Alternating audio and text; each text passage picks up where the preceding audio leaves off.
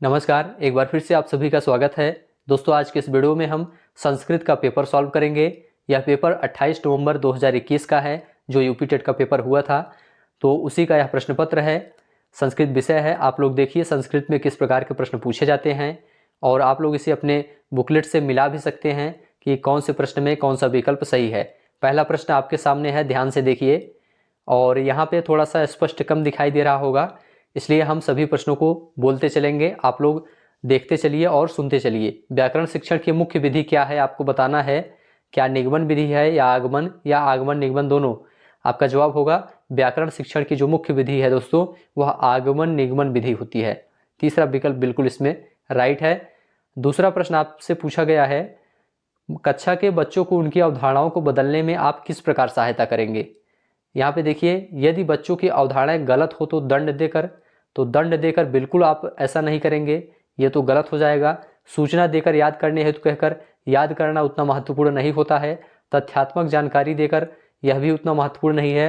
अवधारणाओं के बारे में बच्चों को अपनी समझ व्यक्त करने का अवसर देकर, यह बिल्कुल राइट आंसर है। आप जो है किसी बच्चे को उसकी अवधारणाओं को तभी बदल सकते हैं जब उन्हें अवधारणाओं के बारे में उनकी समझ को व्यक्त करने का अवसर देंगे। ठीक है, चौथा ऑप्शन बिल्कुल राइट रहेगा इसमें। और मातृभाषा सीखने का स्वाभाविक क्रम आपको बताना है। तो पहले क्या होता है, पहले सुनना, फिर बोलना, फिर पढ़ना, फिर लिखना। सुनना, बोलना, पढ़ना, लिखना, इस तरह से आपका इसमें तीसरा विकल्प राइट है, सुनना, बोलना, पढ़ना, लिखना। ठीक है, यही स्वाभाविक क्रम है मातृभाषा सीखने का। अगला प्रश्न है, देवता शब्द क्या है? पुल्लिंग है, स्त्रीलिंग है, नपुंसकलिंग है या अव्यय है? आप कहेंगे देवता शब्द दोस्तों स्त्रीलिंग शब्द है। यहाँ पे ध्यान रखना, यह पुल्लिंग शब्द बिल्कुल नहीं है, यह एक स्त्रीलिंग शब्द के अंतर्गत आता है। चलिए अगला प्रश्न है, 53 को संस्कृत में क्या कहते हैं? त्रय पंचाशत बिल्कुल सही है, त्रय पंचाशत भी कहते हैं, और क्या कहते हैं, त्रिपंचाशत भी कहते हैं। दोनों विकल्प इसमें सही है दोस्तों। त्रय पंचाशत भी कहा जाता है संस्कृत में 53 को, और त्रिपंचाशत भी कहा जाता है। तो आपका पहला चौथा दोनों ऑप्शन सही है। चलिए आगे बढ़ते हैं। अगला प्रश्न आपके सामने है, पाठ्य पुस्तक प्रायः अप्रौढ़ छात्र के लिए लिखी जा सकती है या लिखी जाती है, कथन किसका है? वेकन का, एल.के. ल्यूइस का, क्रोनबेक का? आपका जवाब होगा दोस्तों इसमें सही, क्रोनबेक का कथन है। पाठ्य पुस्तक प्रायः अप्रौढ़ छात्र के लिए लिखी जाती है, यह क्रोनबेक का कथन है, इसको ध्यान रखना। अगला प्रश्न है, दंडान्वयम प्रणाली किस शिक्षण के लिए उपयुक्त है? व्याकरण के लिए कि काव्य के लिए, गद्य के लिए, लेखन के लिए? आपका जवाब होगा काव्य शिक्षण के लिए उपयुक्त है। दंडान्वयन वयम प्रणाली जो है किसके लिए? काव्य शिक्षण के लिए उपयुक्त मानी जाती है। मौखिक भाषा शिक्षण की प्रत्यक्ष विधि पूछा गया है। तो मौखिक भाषा शिक्षण की जो प्रत्यक्ष विधि है वह दोस्तों भाषण विधि है। ध्यान रखिएगा, क्या है, मौखिक की बात की जा रही है, तो मौखिक भाषा शिक्षण की प्रत्यक्ष विधि यहाँ पे भाषण विधि होती है। चलिए अगला प्रश्न है, कुट्टिम शब्द का अर्थ पूछा गया है। कूटना, कठिन, कष्ट, भवन की भूमि। तो इसमें आपका जो राइट आंसर है, कुट्टिम का अर्थ होता है दोस्तों कूटना, इसको ध्यान रखना। तो ऐसे भी प्रश्न पूछे जाते हैं, कुट्टिम का शब्द का अर्थ क्या होता है? कूटना होता है। अगला प्रश्न है, 55 को संस्कृत में क्या कहेंगे? पंचाशत या पंचपंचाशत? तो आपका जवाब होगा क्या कहेंगे? पंचपंचाशत बोला जाता है दोस्तों। ठीक है, 55 को संस्कृत में पंचपंचाशत बोला जाता है। अगर पंचाशत की बात करें तो 50 को बोला जाता है हिंदी में इसे, और पंचनवति की बात करें तो 95, और पंचशत की बात करें तो 500।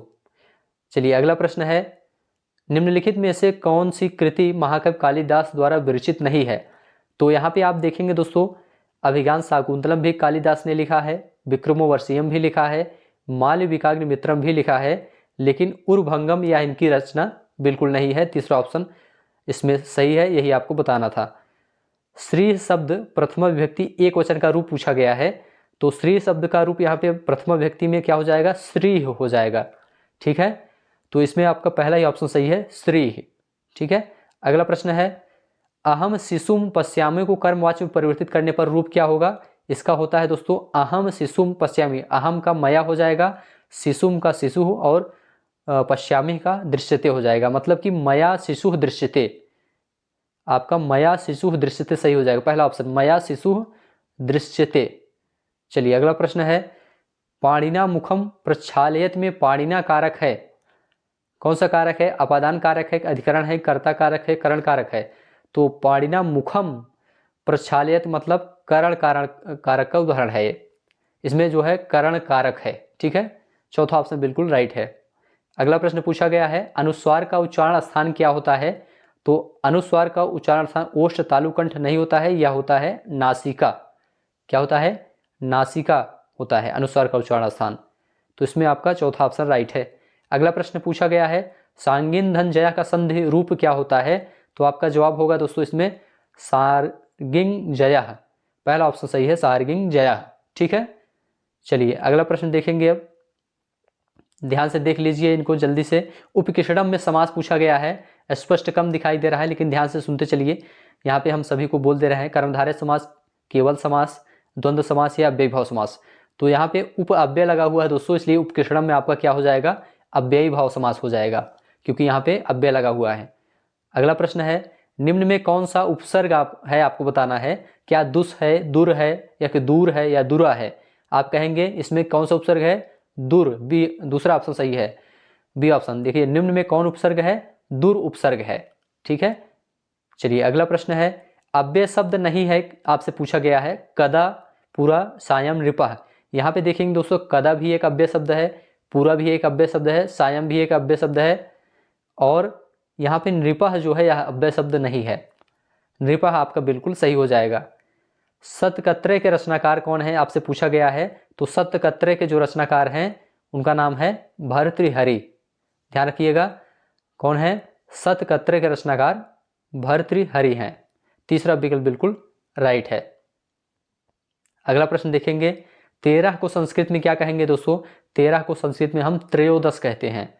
ध्यान रखिएगा, त्रयोदश कहते हैं। चलिए अगला प्रश्न देखेंगे, ध्यान से देखते चलिए।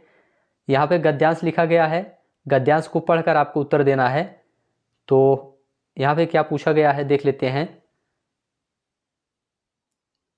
चलिए गद्यांश तो स्पष्ट दिख रहा है। यहाँ पे देखिए, दिलीप कश्याह सेवा मकरोत। तो गद्यांश को ध्यान से देखेंगे, दिलीप जो है किसकी सेवा में लगे थे? ये जो है गुरु वशिष्ठ से आज्ञा स्वधेनो नंदिनाम सेवाम अकरोत।